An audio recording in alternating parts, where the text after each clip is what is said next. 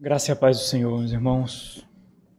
Os irmãos podem abrir a Bíblia novamente na segunda carta de Paulo a Timóteo, capítulo número 2. Vamos ler a partir do versículo 20. Diz assim: Ora, numa grande casa não há somente utensílios de ouro e de prata.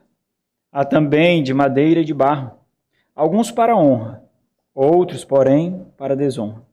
Assim, pois, se alguém a si mesmo se purifica destes erros, será utensílio para honra, santificado e útil ao seu possuidor, estando preparado para toda boa obra. Foge outro sim das paixões da mocidade.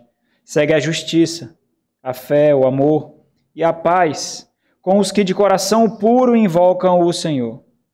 E repele as questões insensatas e absurdas, pois sabes que só engendram contendas. Ora, é necessário que o servo do Senhor não viva a contender, e sim deve ser brando para com todos, apto para instruir, paciente, disciplinando com mansidão os que se opõem, na expectativa de que Deus lhes conceda não só arrependimento, para conhecerem plenamente a verdade, mas também o retorno à sensatez, livrando-se eles dos laços do diabo, tendo sido feitos cativos por ele, para cumprirem a sua vontade. Vamos orar mais uma vez. Nosso santo Deus, estamos de forma intencional diante dessa porção da palavra do Senhor.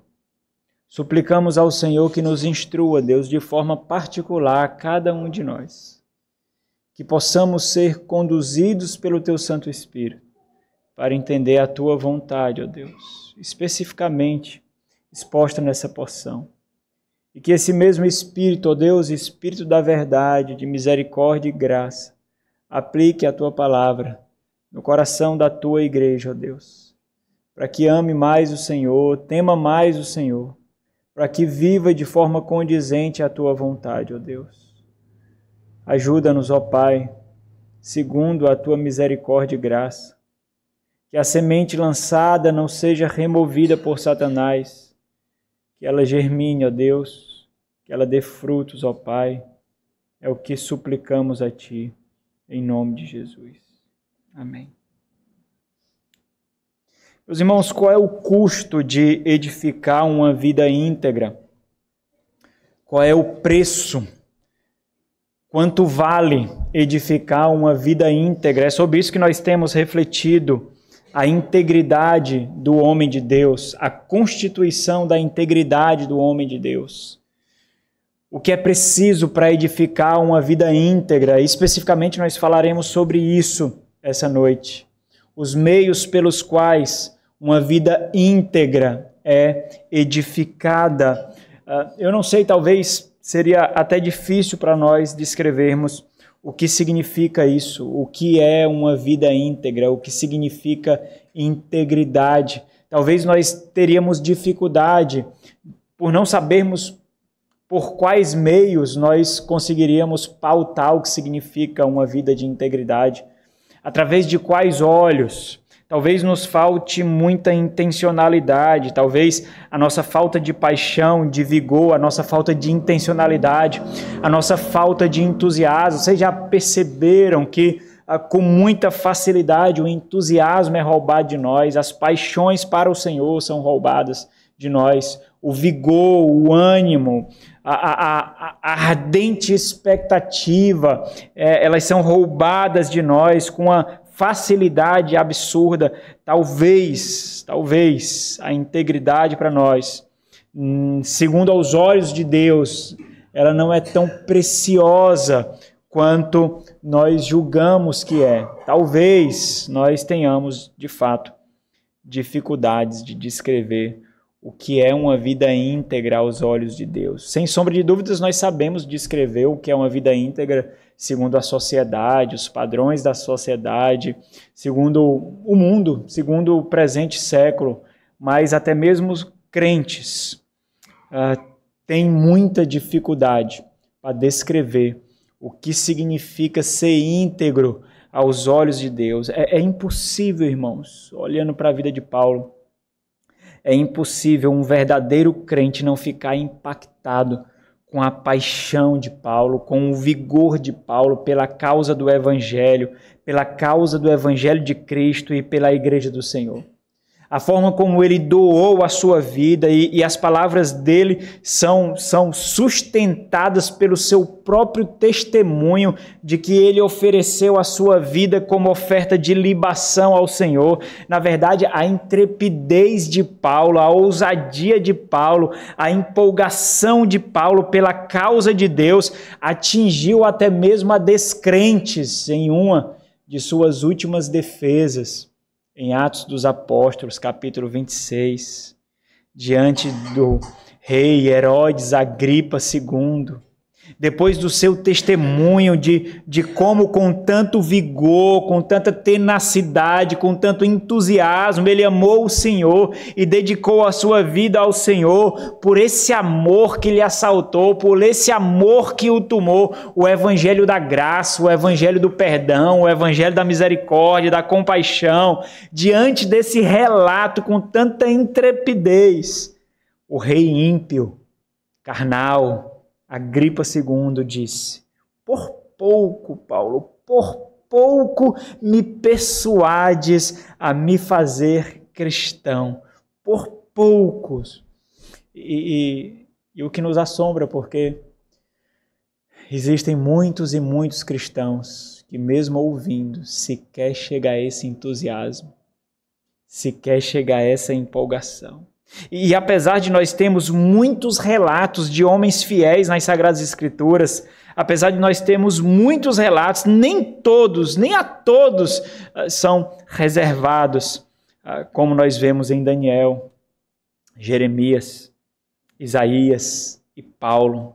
Paulo, mesmo diante de seu intenso e constante serviço pelo Senhor e por sua causa no mundo, se via ainda assim como um miserável pecador, e isso ele bradou algumas vezes: miserável homem que sou, desventurado homem que sou, a mim o menor dos apóstolos, a mim o maior dos pecadores, quem me livrará do corpo dessa morte? E agora nós estamos diante dos seus últimos momentos com esse corpo de morte do qual ele será livrado e de que, falando à igreja de Filipos, ele tanto ansiou. O que escolherei eu? O que preferirei eu?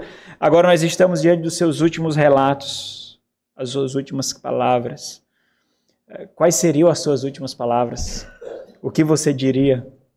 Será que você passaria mais tempo dizendo o quanto você ama o seu filho, o quanto você ama a sua filha, o quanto você ama o seu cônjuge, o quanto você sentirá saudade, o quanto está doendo, ou você descreveria como você anseia encontrar-se com o seu Senhor? Nós estamos diante dessas últimas palavras, factuais, reais mesmo, e nós não precisamos ser letrados, nós não precisamos ser preparados academicamente para perceber que, mesmo considerando essas palavras como os últimos suspiros de Paulo, a sua intensidade, a sua intencionalidade são absurdas, são impactantes. Esse homem realmente amava o Senhor.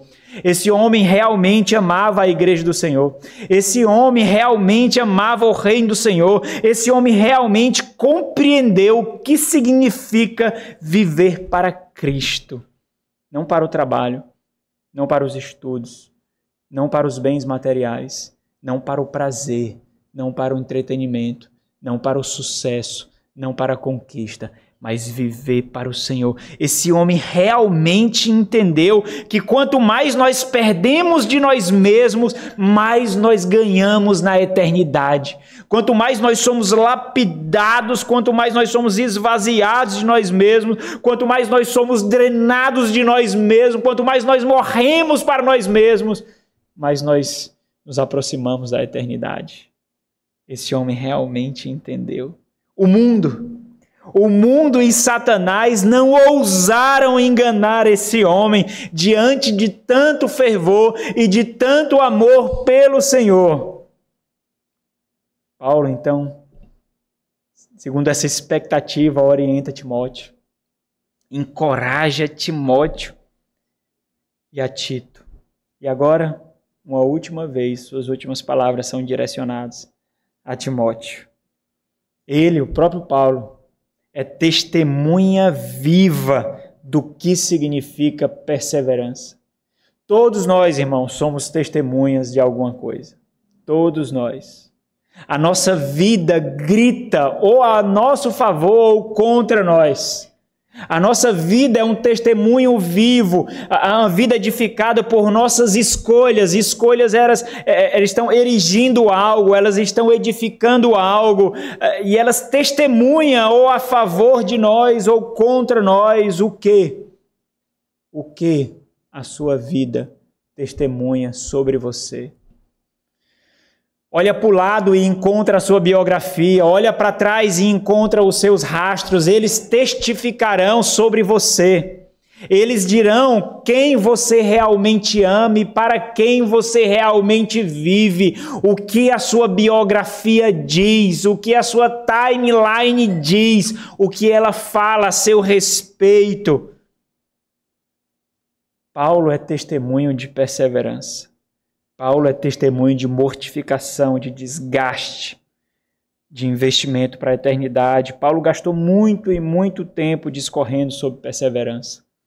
Nós vemos isso cravado em suas letras, em sua própria biografia.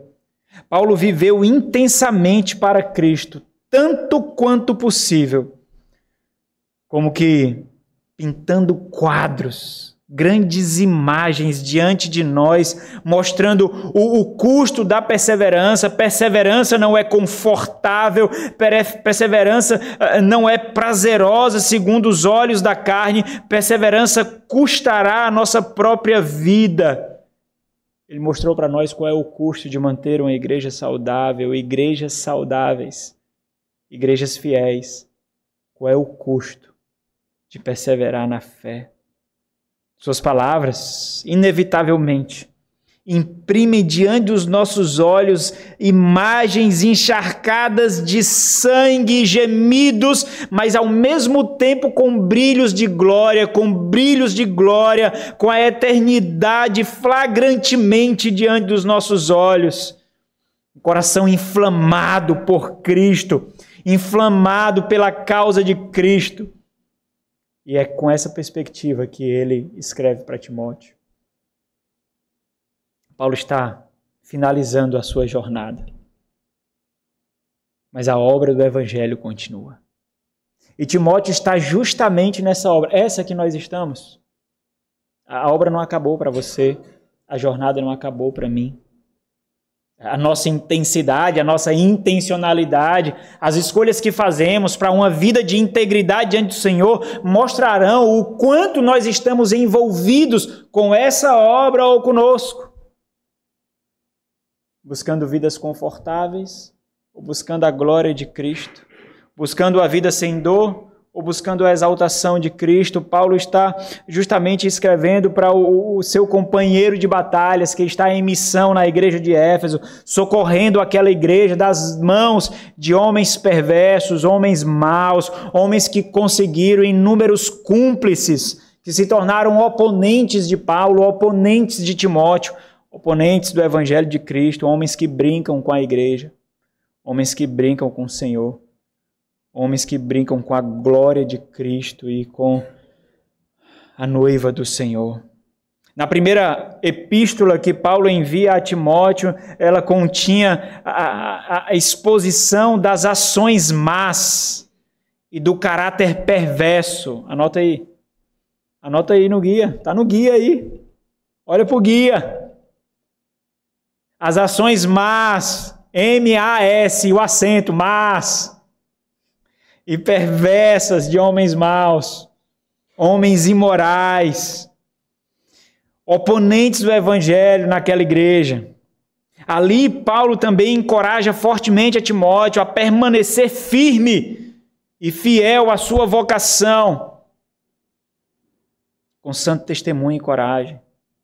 Ali Paulo também direciona palavras à própria igreja para que ela acorde e se ajunte à batalha junto com Timóteo nesse resgate. Mas em sua segunda epístola a Timóteo, embora o contexto seja o mesmo, Timóteo continua no mesmo lugar, a mesma missão, o mesmo resgate, mas o tom do conteúdo muda. Existe algo diferente. Paulo é bem mais pessoal, até emotivo.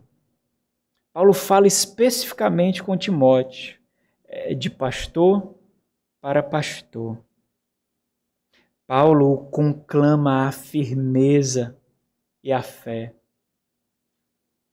Ele entende que o Senhor Jesus Cristo não veio trazer paz, mas veio trazer guerra. E mesmo assim ele está em paz com essa guerra. Mesmo assim. Ele entende que a vida é luta. Paulo conclama a firmeza, a fé, convicção e ousadia. Assim como está acontecendo com ele mesmo, Paulo chama Timóteo à morte pelo Evangelho, pelo reino e pela igreja do Senhor. É como se Paulo dissesse perseverança, perseverança. Perseverança é o que descreve Paulo, o que também deveria descrever a própria vida de Timóteo e cada um de nós. Paulo já falou sobre isso na primeira epístola, quando ele escreve no capítulo 1. O tema da nossa reflexão nessa ocasião foi justamente esse: o ministério é uma guerra. A vida cristã é uma guerra. Quando ele diz, 1 Timóteo capítulo 1, versículo 18, este é o dever de que te carrego, ó filho Timóteo, segundo as profecias de que antecipadamente fostes objeto, combate, firmado nelas o bom combate, mantendo a fé e a boa consciência. Porquanto alguns, tendo rejeitado a boa consciência, vieram a naufragar na fé, e dentre esses se encontra, tu conheces Timóteo, Emineu e Alexandre, os quais entreguei a Satanás para serem castigados, a fim de não mais blasfemarem do Senhor. Às vezes eu fico fazendo essas reflexões, eu fico imaginando, se Paulo fosse falar com Timóteo a meu respeito, o que ele falaria? Se Paulo fosse falar com Timóteo, escrevendo uma carta a Timóteo a seu respeito, o que ele falaria? Olhando para a sua fé, olhando para a sua vida, o que ele falaria? Ó Timóteo, lembra de fulano. Ó Timóteo, lembra de fulana. O que ele descreveria? Quais adjetivos ele usaria? Como ele falaria a nosso respeito? Agora Paulo desenvolve justamente como essa perseverança ela deve ser desfrutada, como essa perseverança deve ser preservada, como essa perseverança deve ser sustentada, como ela deve ser vivida em integridade diante de Deus. A perseverança só é perseverança quando nós edificamos uma vida íntegra diante de Deus. Quando as nossas escolhas não têm a nós mesmos como alvos, irmãos. Oh, como é difícil falar isso numa sociedade tão ensimesmada. Numa sociedade que busca tanto conforto e tanto prazer. Como é difícil, irmãos, como é difícil. Parece que nós estamos falando de uma utopia. Parece que não há ouvidos para ouvir palavras como essa. Parece Ezequiel diante do vale de ossos secos. Um vale de ossos secos. Não há ouvidos para ouvir. Qual é a constituição da integridade do homem de Deus? Nós vimos na semana passada, ela possui uma convicção ousada. Nós vimos que Paulo ele é bastante enfático, firme ao exortar Timóteo para que tenha plena convicção da sua vocação, para que tenha ousadia no exercício da sua missão. E não é porque Timóteo está fraquejando, não. Alguns, quando vão pregar sobre a vida de Timóteo, quando vão falar sobre a vida de Timóteo, fala que a juventude acovardou Timóteo, fala que Timóteo era tímido demais. Na verdade, Timóteo é absurdamente ousado.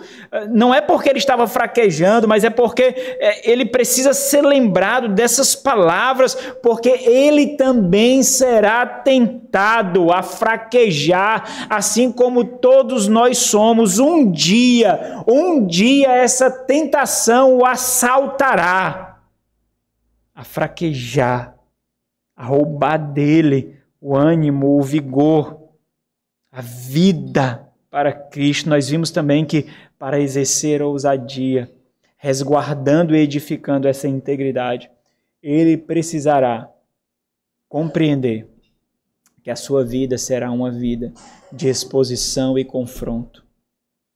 Exposição e confronto. E ele precisa fazer isso com convicção. Não é titubeando, não é gaguejando, não, mas imprimindo uma consciência escrava em que ele acredita piamente naquilo que ele está falando, tendo o próprio Deus como testemunha, não homens, não a igreja. Versículo 14 diz, 2 Timóteo 2,14, recomenda estas coisas, dá testemunho solene, adverte-os solenemente, não por causa deles, não porque está na presença deles, mas adverte a todos perante Deus, para que evitem contendas de palavras que para nada aproveita, e na verdade Paulo diz, aproveita sim, não produzem benefícios, mas aproveita para a subversão dos ouvintes, para a ruína dos ouvintes, para a desgraça dos próprios ouvintes. E como nós somos amantes de contendas, não é, irmãos? Além disso, a linguagem deles seduz, mas ao mesmo tempo que seduz, corrói, como um câncer, entre os quais se inclui Himeneu e Fileto. Himeneu esse que ele condenou em sua primeira carta, que ele excomungou, que ele entregou a Satanás, mas continua encontrando no lugar, no arraial da igreja de Éfeso, por causa dos cúmplices que ele fez, que não recebem Timóteo, mas que protegem Himeneu. Estes se desviaram da verdade, afirmando, asseverando que a ressurreição já se realizou e estão pervertendo a fé de alguns. Entretanto, o firme fundamento de Deus permanece, dependendo do que eles ensinam, quais palavras utilizam e a convicção com que eles ensinam. O evangelho permanece o mesmo, a sã doutrina permanece a mesma, tendo este selo, prega Timóteo, porque o Senhor conhece os que lhe pertencem, mais aparte-se da injustiça todo aquele que professa o nome do Senhor. Profissão essa do nome do Senhor que ele vai citar um pouco mais na frente. Por outro lado, irmãos, é justamente a sua compreensão do que o ministério exige. Esse é o ponto de Paulo nessa segunda parte que nós concluiremos hoje. O ministério exige algo de nós. O ministério exige algo. E por implicação, a fé exige algo também, que fará com que Timóteo viva segundo aquilo para o qual ele foi chamado. E esse é o ponto onde nós iniciamos a nossa reflexão de hoje. Qual é a constituição da integridade do homem de Deus? Primeiro ponto, ela possui uma convicção ousada. Segundo, onde nós começamos hoje, ela possui uma decisão resoluta. Versículo 20 e 21. Aqui, irmãos, antes nós leiamos o versículo aqui, diz respeito às escolhas de sua vida, observando um alvo glorioso. Não observando facilidades, não observando conforto, não observando comodidades. Aqui o alvo é a santidade, o único meio pelo qual o homem pode agradar ao Senhor. Já disse o autor da carta aos Hebreus, segui a paz com todos, Hebreus capítulo 12, versículo 14, e a santificação sem a qual ninguém verá o Senhor.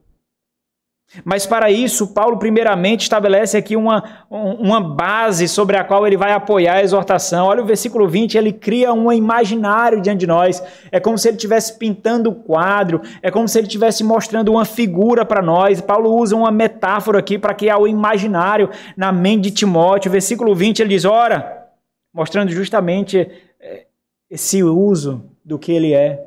Você é um vaso que mostra para que você é usado. Ora, numa grande casa não há somente utensílios, não há somente vaso de ouro e de prata. Há também de madeira e de bronze. Alguns para honra, outros, porém, para desonra.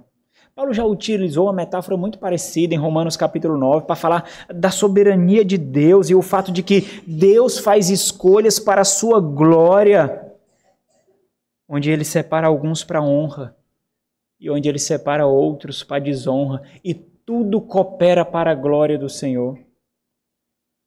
Jeremias já fez uso desse mesmo imaginário também, então não é algo exclusivo de Paulo. O desenvolvimento de Paulo, dessas reflexões, é feito justamente nos versículos seguintes, mas tudo depende dessa ilustração. No versículo 21, Paulo ele interpreta o significado dessa metáfora. Os versículos 22 até o versículo 26, Paulo ele detalha o que isso significa. Paulo mostra a Timóteo como Timóteo evidenciará que vaso ele é, com as escolhas da sua vida, com o testemunho de sua vida, com a sua conduta, daquilo que ele persegue e daquilo que ele foge, daquilo que ele busca e daquilo que ele evita. Ou seja, são as inclinações do seu coração, são as escolhas do seu coração, são as paixões do seu coração que mostrará quem é Timóteo, que vida ele está edificando. O objetivo de Paulo é alertar Timóteo para que ele mantenha o curso de sua vida piedosa, mesmo diante das armadilhas, mesmo diante das tentações, para que ele não vacile, mesmo que agora ele não esteja em pecado, mas para que ele fique atento, para que ele fique alerta, porque ele será tentado a cair.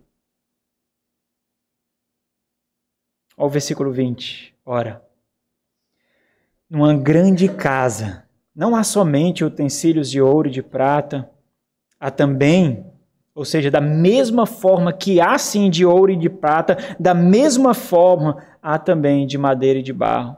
E para compreender a metáfora, irmãos, nós não precisamos ficar tentando arranjar ou tentar identificar o significado do que é essa casa.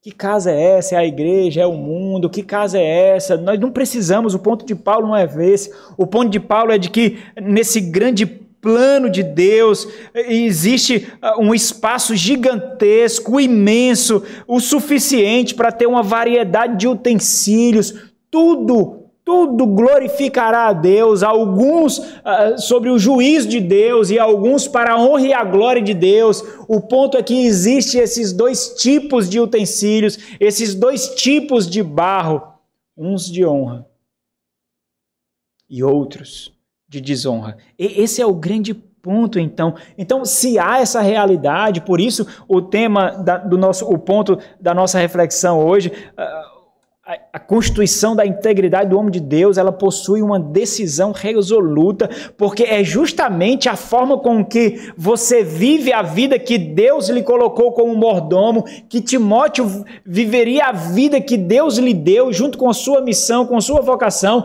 que mostraria que tipo de utensílio ele é, que tipo de vaso ele é.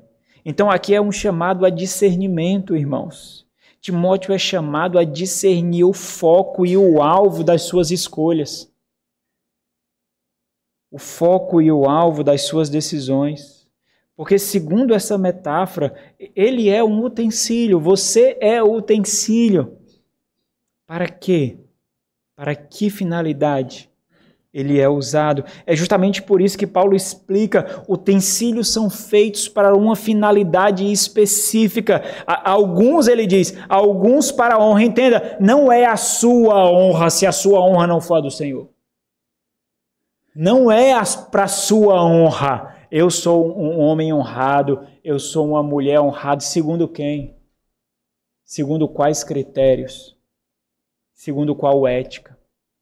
Segundo qual padrão ético? Quem ditou os parâmetros que diante dos quais você pode dizer que é um homem de honra, uma mulher de honra? A honra aqui é do Senhor. Não é de Paulo, não é de Timóteo. A honra não é nossa. Quando a honra é nossa, nós a roubamos, irmãos. A honra aqui é do Senhor. Então, é a finalidade que diz que tipo de utensílio nós somos. O contraste de Paulo é óbvio. Os falsos mestres, eles são utensílios de desonra. Tu, porém, Timóteo, não. Tu foi feito utensílio de honra. Mostra isso então. É por isso que ele vai dizer segue, repele, evita. É por isso que ele vai dizer mais na frente. Ele está falando de escolhas aqui. Ele está falando de decisões que seguem as nossas convicções, porque são justamente decisões que seguem convicções, que seguem em nossa consciência, que nos darão paz ou nos deixarão aflitos. Alguns para a honra aqui é para a reverência e para a glória de Deus. Paulo já falou isso na sua primeira carta. Capítulo 1 mesmo ele falou, no capítulo 6 ele falou. São vasos separados para funções honrosas, para servir refeições e convidados honrosos, irmãos. São esses os de prata e os de ouro que ele falou. Outros, porém, não. Outros, porém, são feitos para desonra. São menos honrosos. São descartáveis, como o de madeira e o de barro. Alguns usados para lixo, outros para juntar excrementos, como era comum naquela época. Ou seja, nesse grande campo da vida, do grande e misterioso plano de Deus, há espaço para uma variedade absurda de utensílios e a forma ou a finalidade com a qual eles são usados atestam quem eles são de fato. E esse raciocínio e discernimento não diz respeito a nos conformarmos segundo ao padrão do mundo. Não é o que os nossos parentes falam sobre nós. Venceram na vida, parabéns. Tiveram sucesso na vida. Estão galgando sucesso. Estão edificando uma vida de sucesso, de conforto, de paz. Estão dando aos seus filhos tudo aquilo que vocês não tiveram a chance. Vocês estão dando aos seus filhos as oportunidades que vocês não tiveram. Parabéns! Isso é amor, isso é ser pai de verdade, isso é ser mãe de verdade. Isso não é ser pastor de verdade. O ponto de Paulo não é esse. O ponto de Paulo não é olhar o que agrada aquela igreja. Timóteo, não olha o que agrada aquela igreja. Não olha o que satisfaz aquela igreja. Não é segundo os olhos da sociedade. Segundo os olhos da sociedade, Paulo não foi bem sucedido, irmãos. Paulo não foi feliz. O ponto aqui é considerar o ponto de vista de Deus. Como Deus vê as escolhas que você faz, Timóteo. Na verdade, o que Deus fará com as escolhas que você faz. É interessante porque quando Paulo fala de que Timóteo deve seguir alguma coisa para que ele purifique a si mesmo e assim ele será santificado pelo Senhor, mostra que a ação de Timóteo é refletida na própria ação de Deus nele. Deus fará algo em você de forma condizente com a ação que você toma. É a atitude do homem e o trabalho de Deus. E ao explicar a metáfora aqui, Paulo destaca justamente essa necessidade de escolhas convictas, ousadas, resolutas, e escolhas das quais não temos volta, que nós devemos fazer. Ou seja, Paulo exorta Timóteo de que suas escolhas devem levá-lo a uma vida de santidade para a glória de Deus, pavimentando estradas de santificação, edificando monumentos para o Senhor. Não para nós, não para nós mesmos, mas para o Senhor. Então observe a explicação de Paulo aqui, e observe que a explicação de Paulo, a partir do versículo 21, ele não considera o aspecto negativo, porque ele falou vasos de honra e desonra. Só que aqui ele só fala do vaso de honra. Ele não está nem aí para os vasos de desonra. O pressuposto dele é de que ele está falando com um crente, é de que ele está falando com um vaso de honra. Ele está falando de um homem que ama a Deus. Ele está falando com um homem que teme o Senhor. E o contraste está na frente de Timóteo. Nós temos muitos contrastes. Quantos contrastes você tem entre os seus parentes? De homens perversos, de mulheres más. Quantos contrastes você tem no seu trabalho? Quantos contrastes você tem com aqueles que você se relaciona todos os dias? Constantemente você tem inúmeros contrastes. Olhem para esses e não sigam o que eles seguem. Olhem para esses e não persigam o que eles perseguem. É o oposto para nós. Sempre é o oposto para nós. Nós fazemos isso, nós olhamos para esses pastores imorais, instrumentos do diabo, que edificam sinagogas de Satanás, onde as pessoas chegam em paz e saem absurdamente confortadas. Os seus pecados não são expostos. Elas não saem impactadas com o fato de que vive no mundo mau, que vive no mundo perverso, que o Senhor preservou a fé, mesmo diante de inúmeras tentações, mesmo diante de inúmeras armadilhas. Quantos convites de prazeres carnais, sexuais, imorais foram colocados diante de nós, diante de casamentos, e ainda assim o seu casamento permanece fiel, e ainda assim você permanece sem corrupção, e ainda assim você ama o Senhor, mesmo você sendo mau, mesmo você sendo perverso e morando num mundo desgraçado, onde o mal se prolifera como uma praga. Mas essas igrejas, elas não falam sobre isso. Eu saio com uma paz tão grande quando eu venho, preparado para mais uma semana. As palavras são tão reconfortantes, sabe? Tão graciosa. Nós não somos tão bons assim, irmãos. Nós não vivemos num mundo tão bom assim. Seria tão bom se fosse assim, não é? Nos daria tanta paz. Nós sairíamos dali pensando que com um piscar de olhos nós seríamos ricos, com um piscar de olhos as nossas enfermidades seriam curadas, com palavras de fé nós edificaríamos a felicidade, porque palavras têm poder. Seria tão bom se fosse assim, mas não é assim. Timóteo não pode engrossar essa fileira, porque ele não foi feito como esse. E assim que o versículo 21 começa, explicando justamente aquilo que ele disse no versículo 20. Assim, pois, portanto, dessa mesma forma, Timóteo, portanto. E para isso aqui, irmãos, ele mostra esse se aqui, as condicionais são muito instrutivas.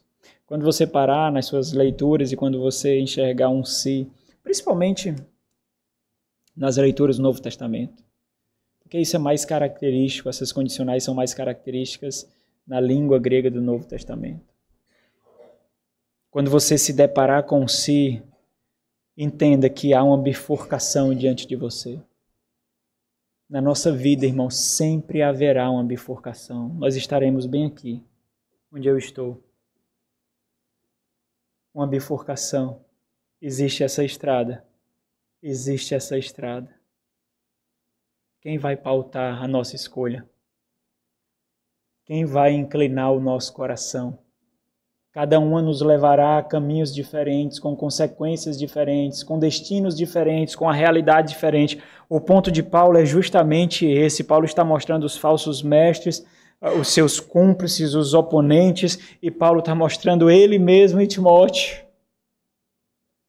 E Paulo mostra que na nossa vida sempre existirá uma bifurcação. Escolhas difíceis, sedutoras, complexas. É por isso que ele diz, assim pois, se alguém a si mesmo se purifica destes erros, e aí o então é pressuposto, então será utensílio para a honra.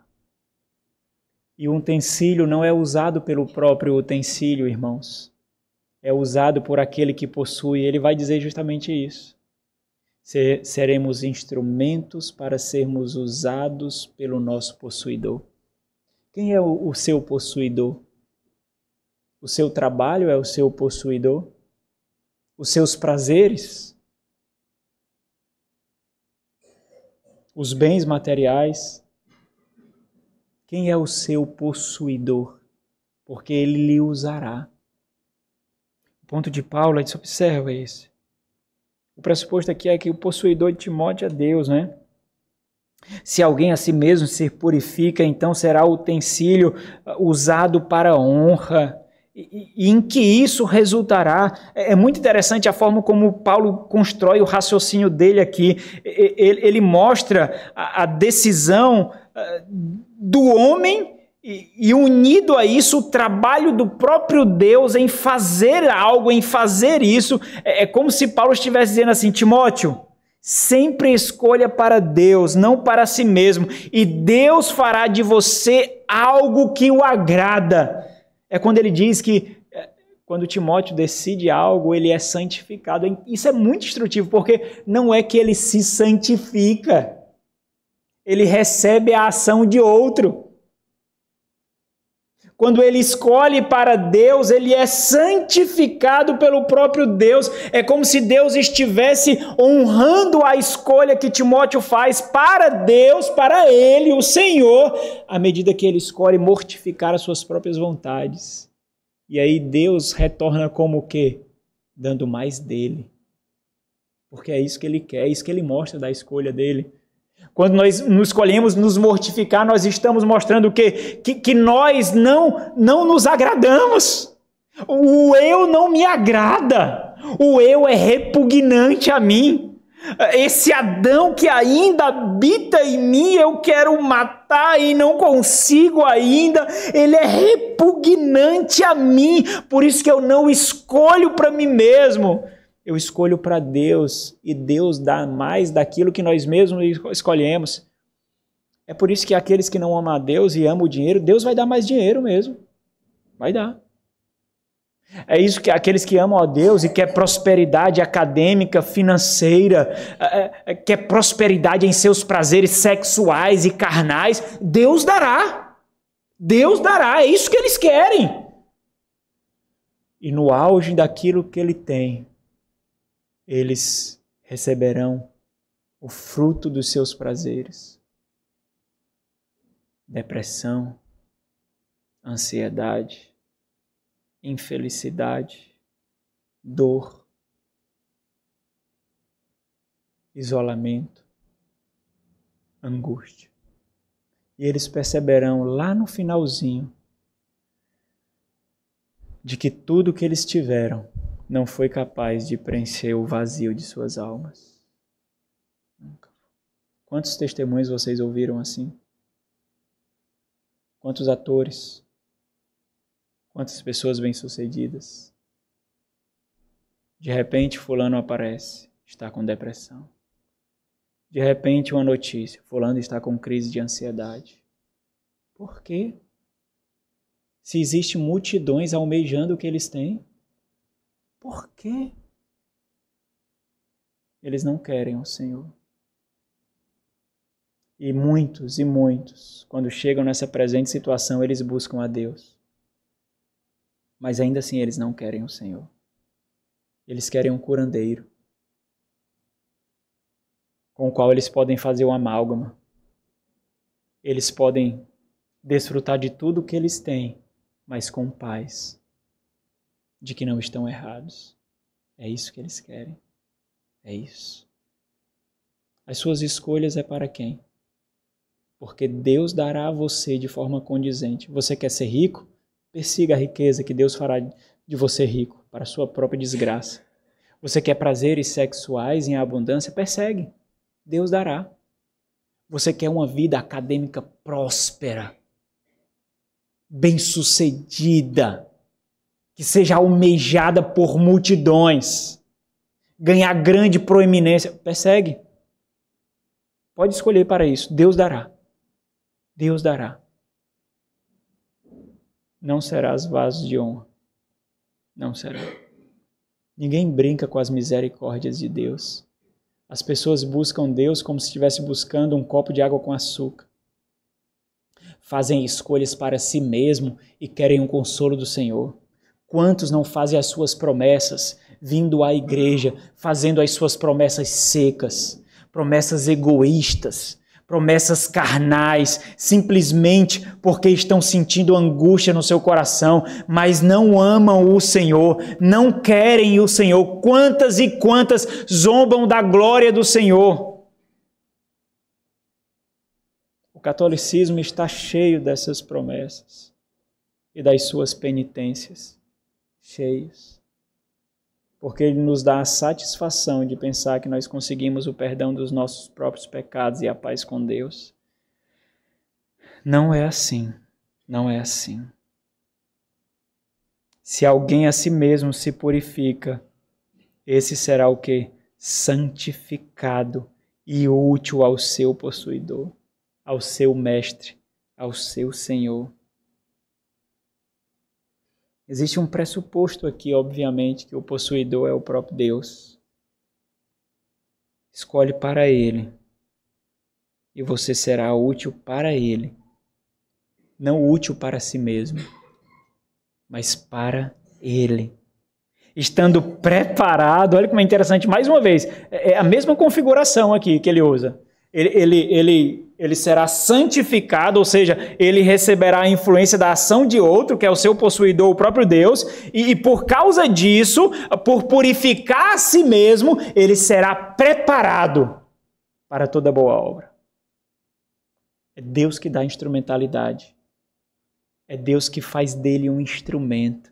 Não é o quanto ele lê, não é o quanto ele se prepara, não é o quanto ele ora, não é nada disso.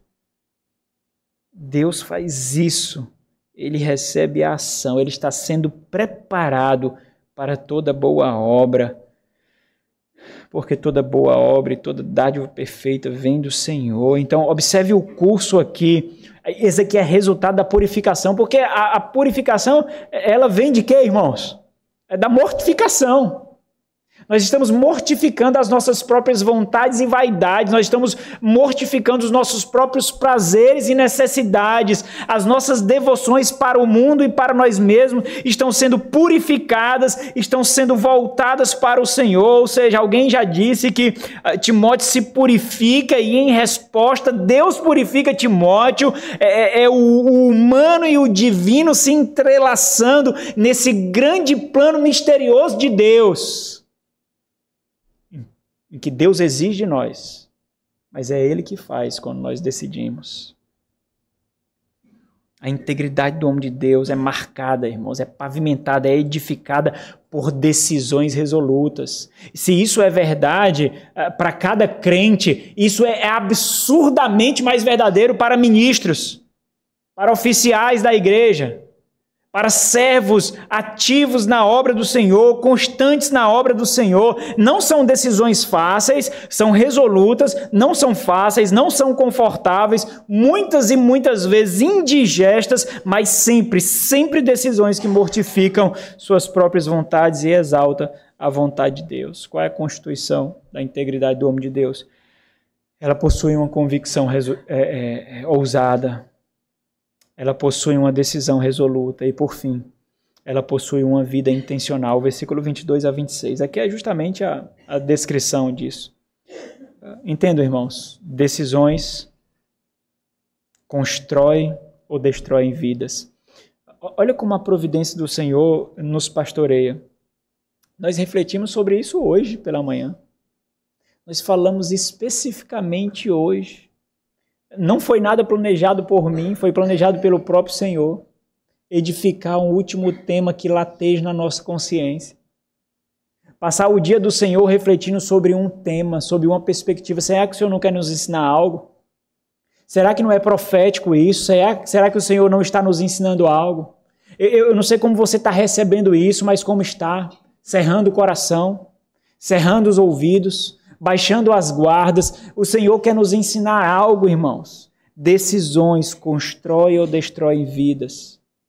De pequenas decisões podem nascer grandes ruínas. Dificilmente nós começamos com grandes erros, dificilmente, principalmente quando nós estamos numa igreja intencional, numa igreja que há pastoreio, nós erramos aos poucos, sem deixar pistas. Nós erramos aos poucos, sem deixar rastros, mas nós erramos. Nós modificamos as convicções que nós tínhamos anteriormente, para que quando nós tomarmos as nossas decisões, ninguém nos faça voltar. Ô irmão, mas não faça isso. Não, estou decidido.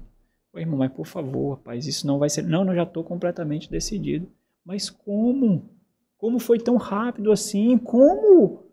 Não, eu já estou decidido. Ela modifica primeiramente aqui, ó, para depois ser materializada. Aos poucos ela ganha, através de pequenos anseios, ela vai tomando o terreno no nosso coração. Aos poucos, tomando. Quando de repente nós estamos vivendo uma outra vida e nós nos sentimos completamente estranhos no meio do povo de Deus. Estranhos. Não me identifico mais com esse povo. Não me identifico mais com essa gente. Porque elas foram sendo modificadas aqui, ó, aos poucos. Lentamente. Silenciosamente. Nos gritos do nosso coração. Da nossa consciência. Por isso o tom de Paulo a Timóteo aqui é exortativo mesmo. A quantidade de imperativos que tem aqui, irmãos, poderia fazer a pregação ser gritando, gritando, gritando, gritando, para ecoar o vigor de Paulo aqui. Ele é exortativo, ele é imperativo, ele é vigoroso, ele é urgente. É como se Paulo estivesse dizendo, escolhe para Deus, Timóteo, escolhe para o Senhor, Timóteo, mortifica a si mesmo, Timóteo, sofra agora e viva eternamente, Timóteo. O ponto de Paulo aqui é para ele.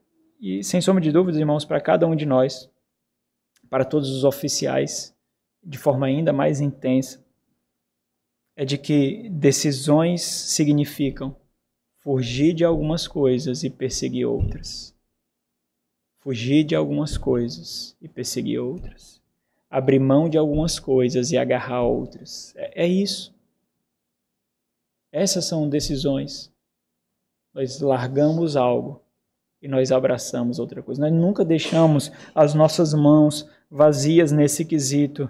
E não é para a primeira vez que Paulo fala isso. Paulo já falou isso especificamente no capítulo 6 da primeira carta a Timóteo, quando ele diz, tu, porém, homem de Deus, foge destas coisas. Antes segue a justiça, a piedade, a fé, o amor, a constância, a mansidão. Combate o bom combate da fé, toma posse da vida eterna, para a qual também foste chamado e de que fizeste boa confissão perante muitas testemunhas. Essa deve ser a constante disposição de todo crente, mas de forma ainda mais especial na vida daqueles que mostram o caminho para outros, os oficiais da igreja, uma vida absurdamente intencional. Esse é o ponto de Paulo a Timóteo, é uma vida constantemente fugindo e perseguindo. Fugindo e perseguindo. Você tem fugido de quê atualmente? É constantemente fugindo e perseguindo. Você tem fugido de quê? E você está perseguindo o quê? Eu não sei você, mas eu fico assustado, semana após semana, da quantidade de coisas que eu me vejo fugindo. E outras que eu preciso perseguir. E algumas dessas eu só consigo perseguir se eu fugir de forma mais intensa de outras. E muitas, as minhas mãos parecem que não querem largar, não. Não querem largar. Não querem. Aquilo que eu deveria fugir ganhou espaço na minha mente, no meu coração. Me açoita a consciência. Parece aquelas músicas repugnantes que você não quer lembrar e você lembra. Que você não quer pensar e você pensa. A nossa vida é fugindo e perseguindo. Ao versículo 22. Foge, outros sim, foge das paixões da mocidade. Aqui, irmãos, paixões da mocidade diz respeito a paixões das quais nós parecemos que não temos controle, são paixões obstinadas. É da mocidade porque descreve justamente o que é a juventude. A juventude, ela não pondera, ela não pensa nas consequências, ela busca os seus prazeres imediatos. É assim, eu não sei porque todo mundo quer ser jovem, né? As pessoas têm vergonha de dizer a sua idade. As pessoas têm vergonha do cabelo branco. Nas Sagradas Escrituras não tem algo mais honroso do que cabelos brancos. A juventude nas Sagradas Escrituras é descrita como tolice, estutícia, volatilidade. Paixões da... Olha como ele categoriza. paixões da mocidade, são paixões obstinadas, são paixões não calculadas, não discernidas. Afasta-se. São paixões que nos afastam justamente daquilo que nós devemos perseguir. Qual é? Ele vai dizer, a justiça, a fé, o amor e a paz. São impulsos não refletidos, são impulsos não calculados, são aventuras que não cabem para aqueles que vivem com um único propósito. Qual é o nosso propósito? Não cabem para esses. Na vida cristã, irmãos, não tem espaço para aventureiros. A vida cristã não contempla aventureiros. Quantos aventureiros chegaram no nosso meio, irmãos? Quantos? Quantos amantes de teologia chegaram ao nosso meio? Quantos calvinistas chegaram ao nosso meio? Quantos amantes da doutrina da eleição chegaram ao nosso meio? E simplesmente não permaneceram, porque não amavam a Deus. Amavam estudar Deus como objeto do nosso conhecimento, objeto da nossa curiosidade, mas não amavam o Senhor. Reformados não me impressionam, calvinistas não me impressionam, pessoas que discursam sobre os 5 pontos do calvinismo, a doutrina da eleição, esses não me impressionam. Quando eu vejo chegando aqui, eu digo, mais um. Oh, que vai ser difícil de espiar esse daqui. Não. Nós amamos o Senhor.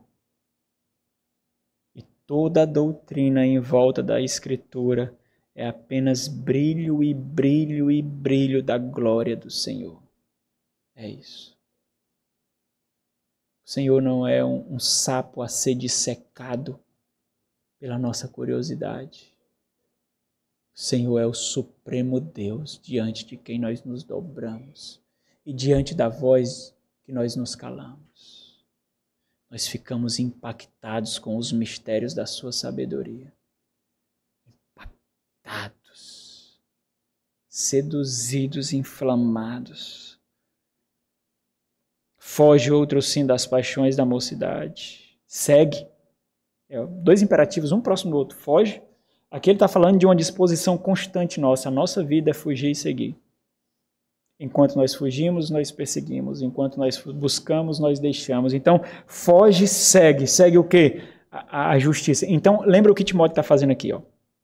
Timóteo chega em uma igreja cheia de contendas, uma igreja sem unidade, sem harmonia, com falso ensino. Os falsos profetas fizeram muitos cúmplices. Esses cúmplices são oponentes agora do próprio Paulo, do próprio Timóteo, da sã doutrina, da igreja do Senhor. Eles ganharam o coração, os falsos mestres ganharam o coração desses irmãos. E o que Timóteo precisa fazer? Ser vigoroso na sã doutrina. Mas ele para fazer isso, ele não pode acabar com a igreja. Ele tem que manter a igreja. É por isso que essa é a expectativa do versículo 25, o arrependimento e a conversão. Essa é a expectativa. Então ele tem que fazer a justiça que diz respeito ao quê? Executar a justiça de Deus de acordo com cada demanda exigida. Cada demanda, cada particularidade, cada dificuldade deve ser exercida a justiça de Deus proporcional a cada realidade. Age com justiça, segundo cada realidade. A fé aqui diz respeito a agir conforme as consequências de ter fé. Ou seja, Timóteo tem que agir de forma fiel, em fidelidade ao Senhor. Segue o amor e a paz. E aqui, irmãos, é justamente aquilo que deve ser preservado enquanto a sã doutrina é estabelecida naquela igreja. O amor e a paz. Com quem? Com os crentes, é o que ele diz. com os que de coração puro, com aqueles que de coração puro professam o Senhor, invocam o Senhor. Está de conformidade justamente com o versículo 19. Todo aquele que professa o nome do Senhor. E Paulo continua descrevendo aquilo que ele disse no versículo 21. Repele, rejeita, evita, mantém longe o quê? Aquilo que não tem benefício nenhum do qual ele falou. Aquilo que pode nos seduzir. E é algo muito sedutor mesmo. Mostrar que nós estamos certos. Mostrar que nós não somos errados. Essa era a forma de enredar. Foge, repele as questões incessadas, são as especulações tolas, são os debates tolos, obscuros, ocultos, que não chega em nenhuma finalidade, pois sabes que esse tipo de situação engendra contendas. E esse é o tipo de laço que os falsos mestres colocariam diante de Timóteo, era o tipo de armadilha. Paulo já falou sobre isso. Na primeira carta, no capítulo 4, do versículo 7, essa é a artimanha deles. Então, se tu estás pregando uma doutrina diferente da nossa, então me explica a tua. E aí o debate estaria estabelecido e Timóteo seria enredado. O ponto de Paulo não é sobre isso. Não é sobre isso. Nós não nos envolvemos nisso. Paulo sabia que se Timóteo se envolvesse nisso, Timóteo não ia criar pontes, Timóteo ia derribar pontes. Timóteo não ia criar portas, não ia criar janelas, Timóteo ia erigir paredes. Então, essas discussões são completamente inúteis. Aplicando a nossa realidade. Discussões sobre doutrinas com quem não quer reaprender.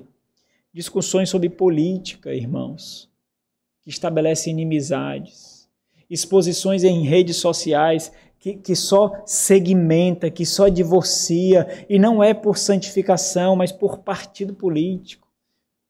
Isso em nada contribui para a causa do reino, para a causa do evangelho. Nós não perdemos tempo com isso.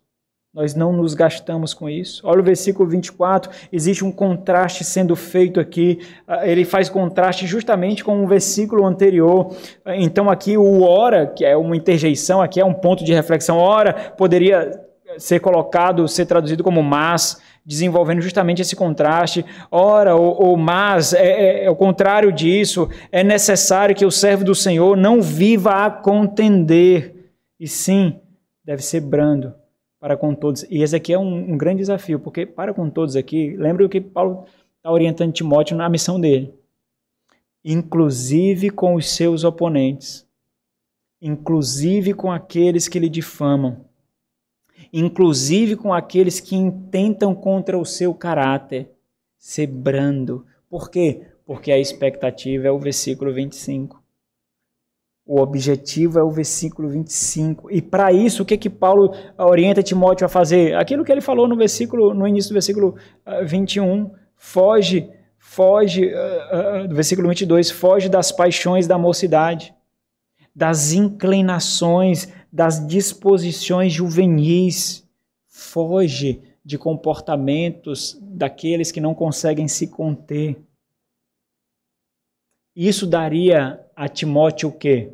Um testemunho que lhe deixaria apto a instruir.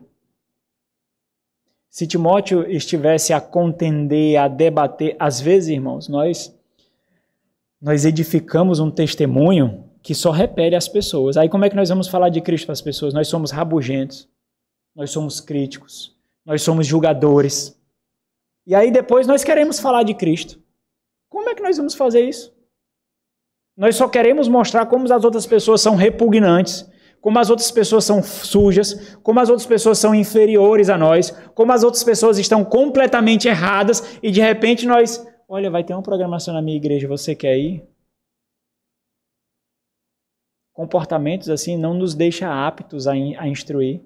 O ponto de Paulo é justamente esse. Timóteo, presta atenção. Que cada atitude que você tomar, cada comportamento que você tiver, vai deixar você apto a instruir, porque apto a instruir aqui não é o mesmo que ele falou na primeira carta, no capítulo 3, não. Não é ser capaz de expor a palavra de Deus, de ensinar a palavra de Deus. Aqui o lance é justamente em volta do testemunho de Timóteo, que é o contrário do testemunho dos falsos mestres, dos oponentes do evangelho. Então o testemunho que você tem vai deixar você apto ou inapto para instruir a palavra de Deus. Então é motivo de reflexão para nós. Qual é o testemunho que nós temos? Nos deixa aptos ou não? Então, a forma como ele se comporta deixará ele apto. E por isso que ele é mais chamado, ele já falou de brandura, já falou de mansidão, e agora ele vai falar de mansidão no versículo posterior. E agora ele fala novamente de paciência, que é mais um desafio aqui para aqueles que estão no ministério. Porque o contexto aqui é de grande adversidade. A ideia aqui é de que Timóteo, mesmo em meio a essa guerra moral e de caráter, Timóteo não deveria nutrir ressentimentos. Esse é o grande ponto. Ele deveria guardar o coração. Por isso que ele falou das paixões da juventude. Não seja volátil. Não nutra ressentimentos. Não nutra mágoa no coração. Às vezes, irmãos, eu sei que o tempo já passou, mas, às vezes, isso acontece com facilidade quando nós queremos porque queremos defender que nós estamos certos. Não é assim? Mas eu não errei.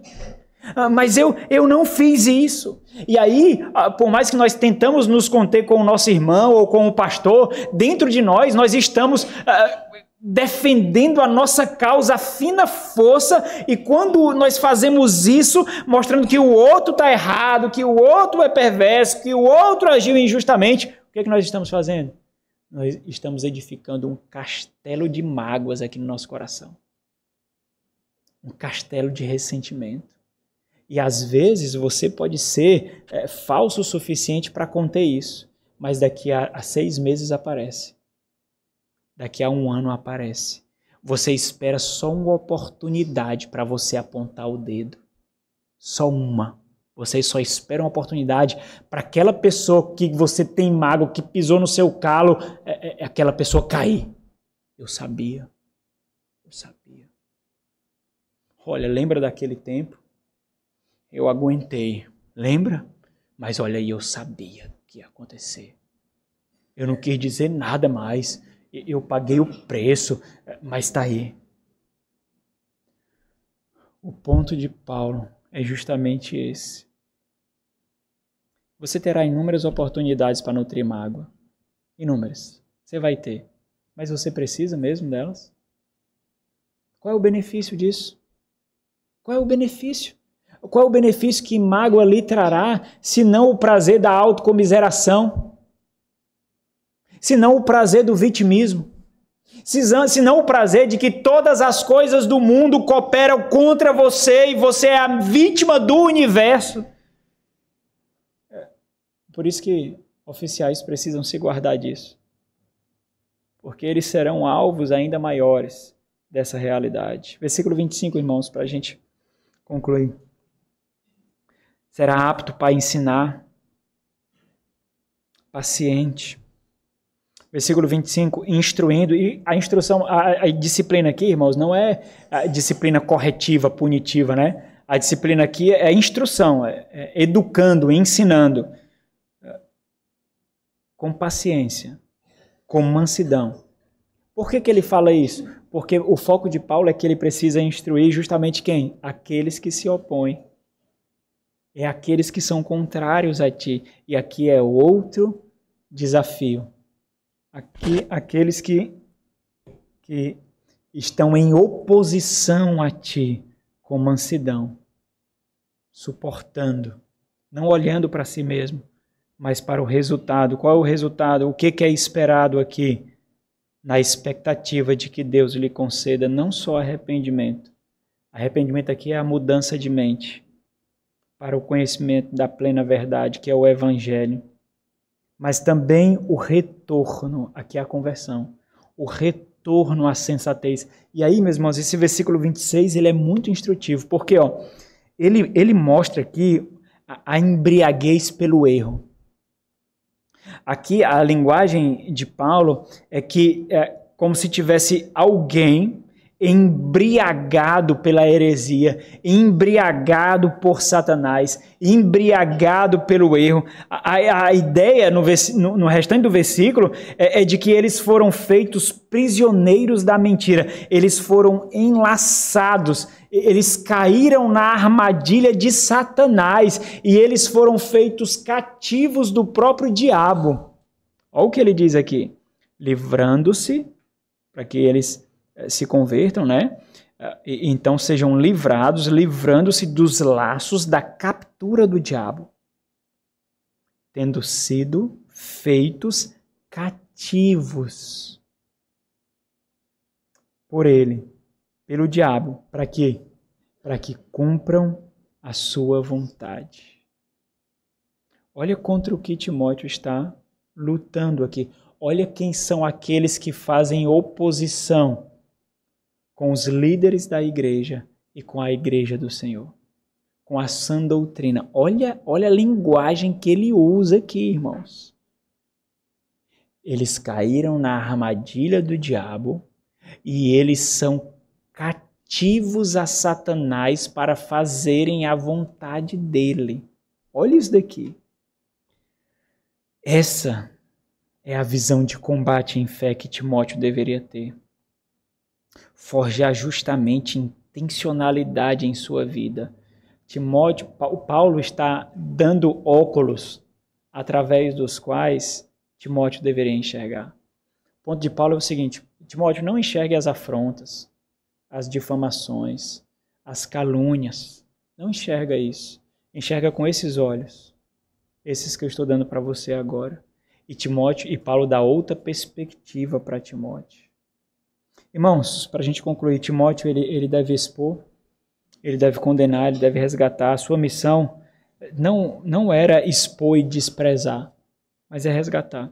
João Calvino ele disse algo muito interessante. Ele disse assim, ó, não há nada que Deus abomine mais do que quando os homens se esforçam para se disfarçar ou substituir a integridade do coração por sinais de aparências externas. Timóteo deveria expor justamente isso, e ele não deveria ser alvo dessa armadilha. Aparência externa, quando um coração é hipócrita. Aqueles que vivem assim, eles precisam saber o prejuízo de gastar sua vida edificando castelos de areia e monumentos de vento. Qual é a constituição da integridade do homem de Deus? Possui uma convicção ousada, possui uma decisão resoluta, possui uma vida intencional. Vamos orar. Nosso Senhor, Deus de graça e misericórdia, te agradecemos, ó Deus, por tua bondade. Que essas palavras não sejam em vão, Deus. Que encontre lugar em cada coração, no compartimento que lhe aprouver, ó Deus. Que renda frutos, ó Pai, segundo a sua muita generosidade. É o que rogamos ao Senhor, em nome de Jesus.